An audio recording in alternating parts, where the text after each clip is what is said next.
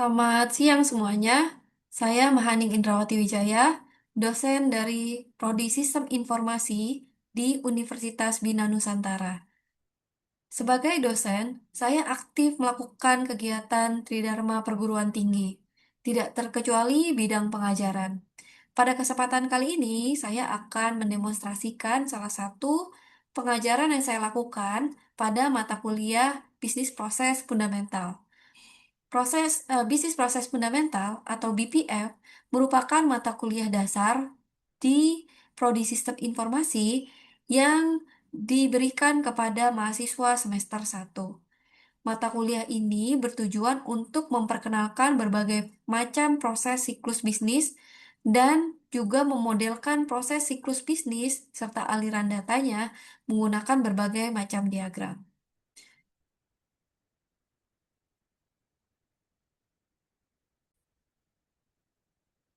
Pada mata kuliah ini, mahasiswa akan mempelajari tentang pemrosesan transaksi dan berbagai siklus proses bisnis dengan pendekatan REA atau Resource Event Agent dan DFD atau Data Flow Diagram untuk memodelkan basis data dan sistem perencanaan sumber daya perusahaan. Mata kuliah ini akan memberikan filosofi dasar berpikir bagi mahasiswa dalam mencari model inovatif untuk mendukung sistem pengguna teknologi informasi dan pemecahan masalah. Adapun capaian pembelajaran mata kuliah pada mata kuliah ini diharapkan bahwa mahasiswa mampu yang pertama menjelaskan model dari proses bisnis. Yang kedua, menyusun proses bisnis yang terintegrasi. Yang ketiga, mengilustrasikan peran teknologi informasi dalam proses bisnis dan aktivitas organisasi untuk mencapai tujuannya.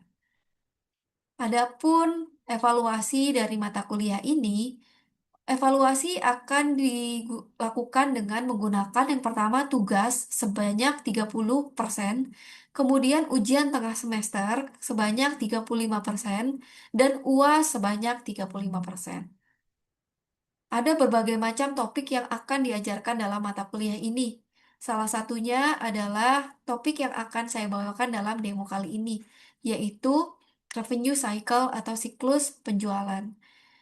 Selain itu, mata kuliah ini juga mengajarkan berbagai macam materi lain seperti REA data modeling, data flow diagram, expenditure cycle, sampai siklus-siklus lain seperti accounting and reporting cycle dan siklus yang terintegrasi. Selamat sore teman-teman semua. Apa kabarnya teman-teman? Alhamdulillah baik, Bu. Sore, Oke, baik. Alhamdulillah, baik. oke, mantap ya teman-teman. Baik, baik. Oke, terima kasih ya sudah hadir pada sesi hari ini ya. Ini adalah sesi eh, atau video conference yang kedua ya. Sebelumnya kita sudah melewati video conference yang pertama, yaitu kita membahas tentang basic bisnis proses fundamental. Kemudian juga kita sudah membahas satu diagram yang penting ya di mata kuliah BPF ini, yaitu REA atau Resource Event and Activity Diagram ya, yang mana dari diagram tersebut kita bisa membuat model entity ya yang ada pada sistem kita. Jadi kalau teman-teman pernah belajar database kurang lebih tujuannya sama, hanya saja pendekatannya agak berbeda. Di sini pendekatannya lebih kepada prosesnya ya. Jadi kita melihat dari prosesnya, baru kita lengkapi entity-entity yang ada. Nah, itu yang disebut Crea diagram. Nah, pada hari ini kita akan melanjutkan sesi kita ya ke sesi diagram yang selanjutnya yang bisa kita bilang kita akan terus pakai ya sampai nanti UAS, yaitu diagram DFD atau data flow diagram.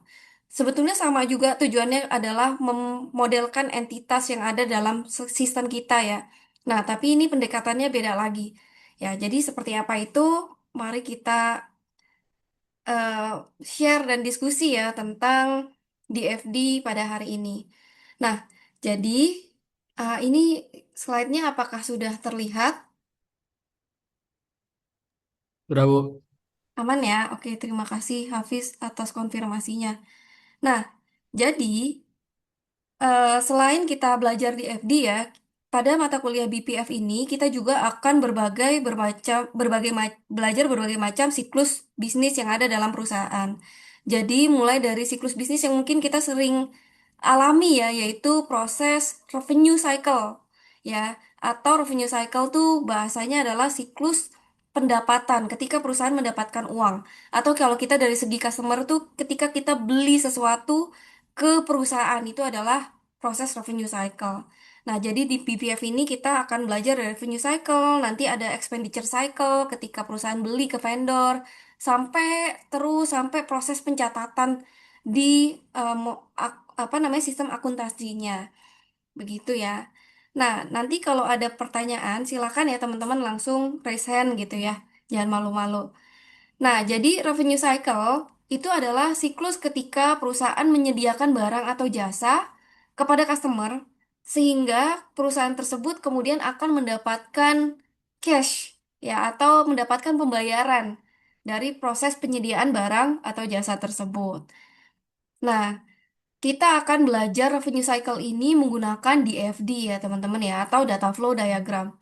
Nah, kemarin mungkin teman-teman akan bertanya nih, kemarin kan kita sudah belajar untuk memodelkan entitas menggunakan REA. Lalu kenapa nih kita kok ada lagi namanya data flow diagram? Sama sih, sama-sama kita memodelkan entitas. Tapi di sini fokus DFD adalah kita mau melihat flow aliran data-data dan informasi yang ada dalam sebuah sistem ketika proses tersebut berjalan gitu. Jadi kalau kemarin kan kita ngelihat oh entitasnya ada apa aja gitu ya.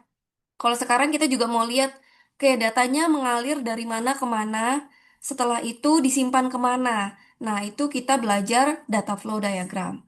Nah, di data flow diagram ada tiga notasi ya yang paling sering kita temui. Yang pertama adalah notasi untuk proses. Nanti kita lihat ya. Jadi biasa ya kalau di mata kuliah bisnis proses fundamental ini kita akan berjalan dari prosesnya dulu ya. Jadi kayak prosesnya tentang apa nih? Oh, tentang revenue cycle ya. Jadi itu adalah proses besarnya.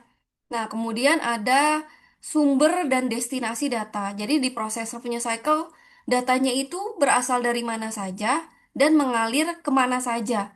Dan kemudian terakhir adalah data store, yaitu ketika ada data yang memang harus disimpan. Jadi statusnya bukan data in transit ya teman-teman ya, tapi memang datanya itu kita perlu simpan, yaitu ada namanya data store. Jadi tiga proses, kemudian sumber dan destinasi data, kemudian adalah data store ya, atau tempat penyimpanan data.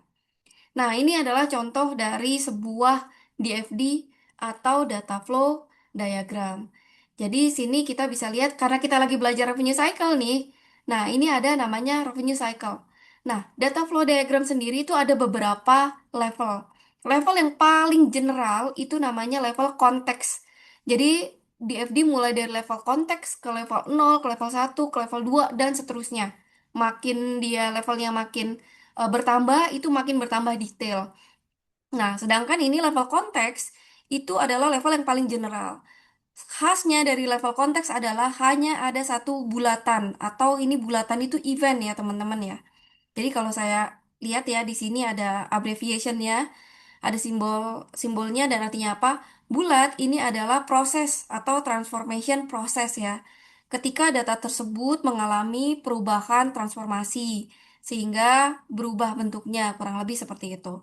Nah, jadi di sini kalau di diagram yang level konteks itu hanya punya satu transformation proses atau proses ya. Karena tujuannya konteks ini sebenarnya adalah dia tuh mau tahu ya, di siklus ini datanya itu dari mana saja ya, dan mengalir kemana saja. Nah, anggaplah gini, kita mau bikin sebuah sistem revenue. Jadi kita mau membuat sistem yang melakukan pencatatan dari penjualan kita. Nah, anggaplah oke kita bikin standalone system buat revenue cycle, buat tadi melakukan pendataan penjualan. Nah, pendataan penjualan ini kan kita mau bikin ya, kira-kira dapat data dari mana aja, terus nanti datanya mengalir kemana gitu ya. Maka hal kedua setelah kita bikin oke revenue cycle atau sistem penjualan, yang selanjutnya kita pikirkan adalah datanya dari mana aja. Oke, pastinya penjualan itu datangnya dari customer. Jadi kotak ini adalah bisa sumber, bisa destinasi data. Kotak, sekali lagi, adalah sumber atau destinasi data yang mana bisa merupakan satu aktor ya teman-teman ya atau orang-orang Dan yang kedua adalah sistem lain yang berpengaruh, yang dimana dia mengirim atau menerima data. Nah, jadi revenue cycle, sistem pembelian, dapat dari mana datanya? Ya, pertama dari customer. Customer kan beli pasti kita catat ya. Jadi customer ini adalah satu sumber data. Yang kedua dari mana? Dari carrier atau kurir delivery gitu ya misalnya. Nah, ini juga adalah salah satu sumber atau destinasi data ya. Kemudian apalagi bank ya teman-teman ya. Bank juga menerima dan mengirimkan sejumlah uang ya di revenue cycle, maka dia sebagai aktor. Lalu apalagi sistem atau siklus yang lain. Misalnya ini sistemnya belum terintegrasi jadi satu atau masih agak ini ya teman-teman ya, karena kita baru bikin revenue cycle nih ceritanya. Nah, dari mana lagi? Bisa datang dari subsistem yang lain, yaitu yang pertama adalah expenditure cycle. Expenditure cycle ini adalah sistem untuk melakukan pembelian kepada vendor. Jadi kalau sebelum kita jual, kita kan pasti beli raw materialnya ke vendor kan, teman-teman. Nah, kita harus punya sistem expenditure cycle gitu. Dan yang kedua, kita juga harus punya sistem production cycle, ya kan? Buat tahu misalnya, oh barang mana nih yang mau habis dan kita produksi ya. Maka harus ada sistem production cycle. Sistem apa lagi? Sistem General Ledger and Reporting System. Atau disebut juga sistem Accounting and Finance lah ya.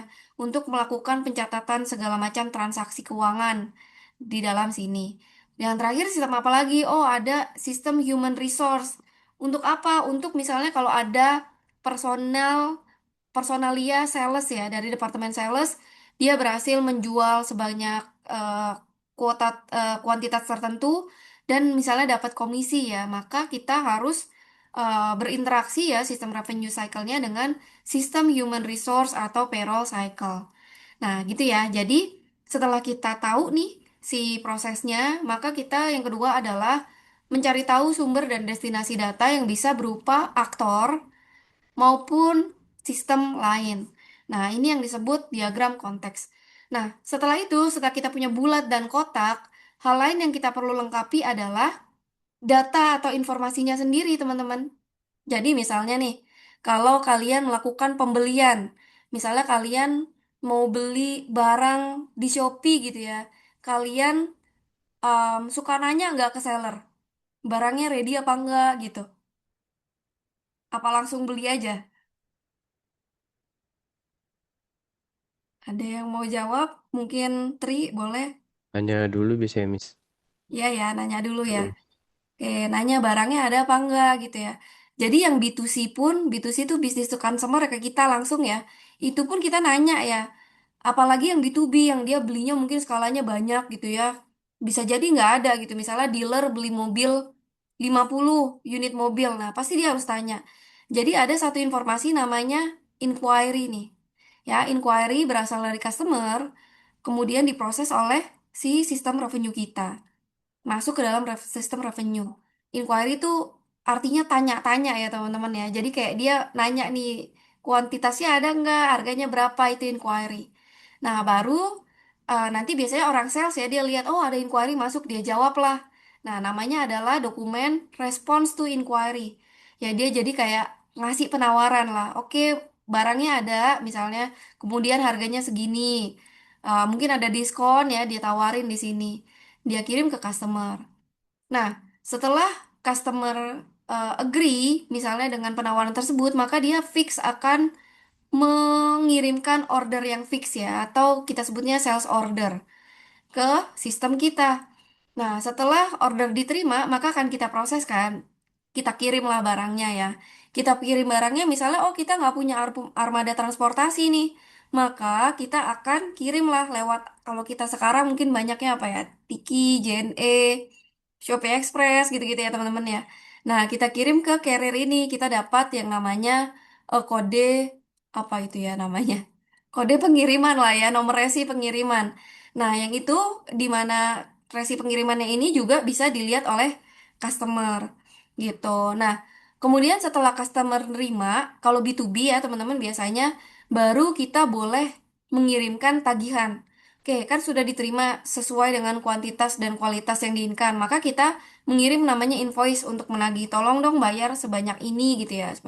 Kemudian kalau sudah maka selanjutnya adalah customer akan melakukan payment atau pembayaran ya, dia kirim ke revenue cycle kita. Nah, mungkin pembayarannya ada yang langsung dibayar lunas, mungkin ada juga yang dicicil bulanan ya teman-teman. Jadi ada monthly statementnya. Ini yang kita kirim monthly statementnya kalau ada cicilan bulanan ke customer gitu. Dan tadi misalnya kita untuk transferannya menggunakan bank ya, kita nggak langsung ke alamat kita cash gitu, tapi pakai bank. Jadi di sini ada bank nih. Kita misalnya eh, apa namanya, uang kita akan dideposit ke bank, uang yang masuk dari customer tadi gitu ya. Dan bank akan mengirimkan statement bulanan, misalnya saldo kita berapa dan lain sebagainya gitu. Nah, kemudian selain ke aktor-aktor, revenue cycle juga menerima dan mengirim data ke siklus atau kita sebutnya subsistem lain ya. Yang satu tadi misalnya expenditure cycle. Jadi misalnya nih ada eh, inquiry nih, ada orang misalnya mau beli 50 unit mobil. Nah, kita akan lihat nih apakah barang tersebut ada atau enggak. Kalau enggak, maka expenditure cycle akan memberikan informasi barangnya tidak ada, maka harus dilakukan pembelian raw material terlebih dahulu ke vendor gitu. Nah, ketika misalnya sudah beli raw material dan raw material sudah tersedia, maka misalnya production cycle bisa memulai proses produksi. Misalnya tadi kita jualan produksi mobil gitu ya ceritanya. Nah, jadi production cycle ada di sini, dia berhubungan dengan expenditure karena tadi beli raw material, dan revenue cycle ya karena dia nanti yang menentukan kapan barang ini ready dan siap dikirim ke customer. Nah, kemudian apalagi tadi ada GL ya, ini mencatat keuangan, pasti semua yang tadi uang masuk, uang keluar itu harus dicatat di sistem accounting dan finance. Dan kemudian ini revenue cycle hubungan dengan payroll atau human resource cycle adalah kalau misalnya ada eh, staff, personil, sales yang dia memang bisa menjual dengan kuantitas tertentu maka dapat komisi ceritanya gitu. Nah, jadi ini adalah diagram konteks teman-teman atau diagram yang levelnya itu paling general atau paling high level. Hanya cirinya hanya ada satu bulatan, di mana ini adalah sebuah sistem secara keseluruhan yang sedang kita bahas gitu ya. Nah, ini tadi simbol-simbolnya ya. Yang bulat itu adalah prosesnya. Jadi biasa kita gambar dari proses dulu ya teman-teman. Kemudian ada yang kotak, itu namanya sumber data dan destinasi datanya. Bisa orang, aktor ya, atau bisa subsistem lain. Kemudian ada panah-panah, yaitu adalah flow dari datanya. Data masuk, data keluar gitu ya. Jangan lupa sebisa mungkin kalian perlu ini ya, taruh itu informasinya apa sih yang mengalir. Misal kayak gini ya, dari customer ke revenue cycle. Oh, inquiry dia artinya bertanya ya mengenai persediaan barang, kesediaan barang misalnya gitu. Nah, kemudian ada data store. Nah, data store di sini kebetulan nggak ada ya. Jadi jarang ada data store di konteks diagram karena data store tuh biasanya sudah di level agak detail ya. Nanti kita lihat contoh data store di level selanjutnya. Ada data store, ada gambar segitiga internal control. Kebetulan di sini juga nggak ada, karena ini tadi konteks diagram. Jadi konteks diagram biasanya tidak ada data store dan internal control. Karena kita biasanya untuk data store dan internal control itu kita akan letakkan di level yang lebih detail sehingga tahu ya, maksudnya data store itu dari sub proses yang mana, begitu ya. Nah, kita lanjut lagi ya. Nah, jadi tadi ya saya sudah sampaikan bahwa di FD itu ada berbagai macam level. Dari yang paling general atau high level ini adalah diagram level konteks. Baru masuk ke diagram level nol. Jangan salah ya. Jadi startnya bukan di level nol atau satu, tapi startnya itu di level konteks.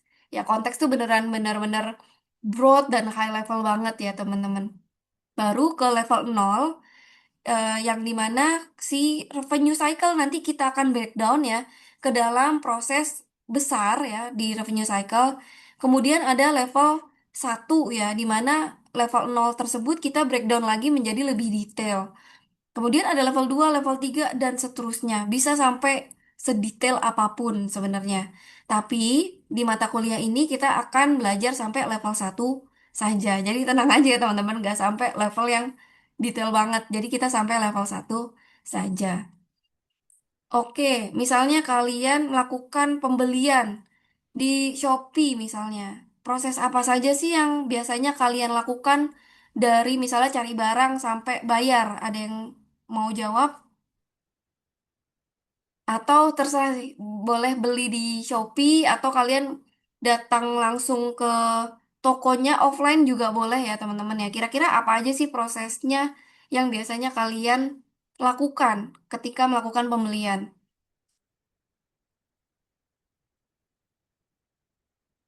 Ada yang mau jawab? Mungkin tadi Tri udah ya. Hafiz mungkin mau jawab.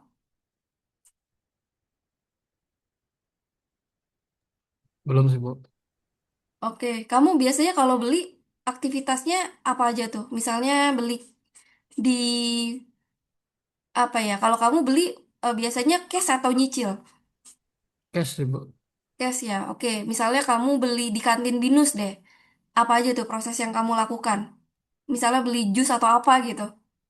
Yang jelas ngedatangin bootnya, store-nya, terus pesan, habis pesan, bayar, baru disiapin, baru jadi dikasih ke saya. Oke, datang ke store, terus kemudian bilang pesanannya apa gitu ya. Terus bayar, baru barangnya dikasih gitu ya. Oke, jadi bayar dulu baru barangnya dikasih. Nah, memang betul ya biasanya yang tipikal eh, proses revenue yang di B2C biasanya gitu kita bayar dulu baru barangnya dikasih. Nah, beda kalau kita B2B nih, bisnis to bisnis. Kita misalnya tadi beli mobil ya, misalnya kita dealer mobil, kita beli mobil 50 unit ke sebuah perusahaan produksi mobil gitu ya. Misalnya 50 gitu kan. Pasti kita nunggu barang datang dulu, kita cek, baru kita mau bayar gitu kan ya. Karena itu uang gede gitu ya. Misalnya mobilnya satunya 1 miliar, kita beli 50 miliar. Nggak mungkin kan di depan kita bayar gitu ya teman-teman ya. Jadi kita tunggu dulu barangnya datang, udah lengkap, nggak ada cacat produknya, baru kita bayar gitu kalau B2C ya. Nah, jadi betul Hafiz yang kamu bilang tadi ya. Jadi ketika kita misalnya tadi pesan, nah pesan itu adalah order atau bahasanya adalah sales order ya. Sales order, maka order kamu diterima tuh sama si penjualnya. Nah, kemudian habis itu kalau di B2C tadi di kantin kita bayar dulu nih cash collection dulu. Kebalik ya prosesnya ini kan biasanya B2C kayak gini. Tapi kalau kita B2B kayak gini. Kalau kita B2C kayak di kantin tadi kita bayar dulu, baru kita mendapat shipping atau delivery lah ya atas barangnya gitu. Nah, jadi bisa macam-macam bentuknya. Nah, cuman ini case-nya yang di tulisan ini adalah B2B nih, kita beli bisnis to bisnis.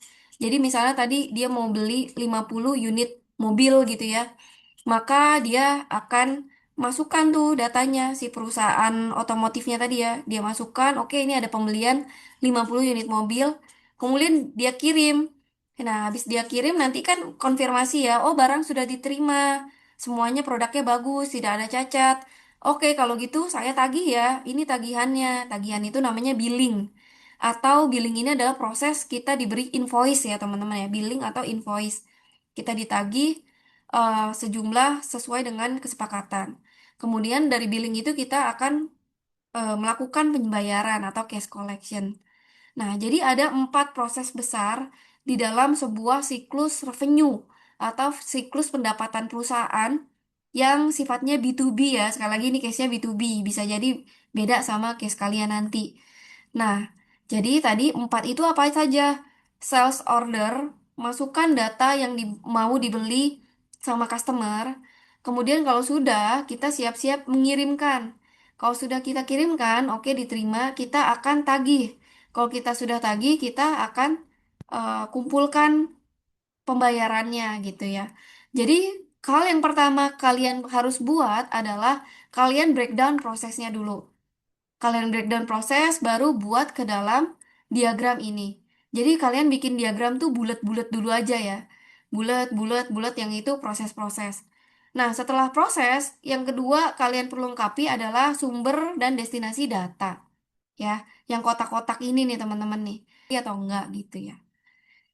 Oke, nah nanti di akhir mata kuliah ini, kalau kita sempat ya, kita akan coba berlatih ya membuat revenue cycle. Kalau ini kan revenue cycle yang B2B nih teman-teman nih, ya kan? Jadi dia case-nya di belakang. Sekarang kita bikin revenue cycle yang B2C nih. Jadi kita sebagai customer, jadi kita business to customer gitu ya. Jadi kita bayar dulu, baru kita terima barangnya. Nah, ini contohnya nanti pembelian barang di marketplace. Begitu ya. Nanti semoga sempat ya. Jadi saya bisa kasih intro dulu nih bagaimana cara mengerjakannya, baru nanti teman-teman melanjutkan.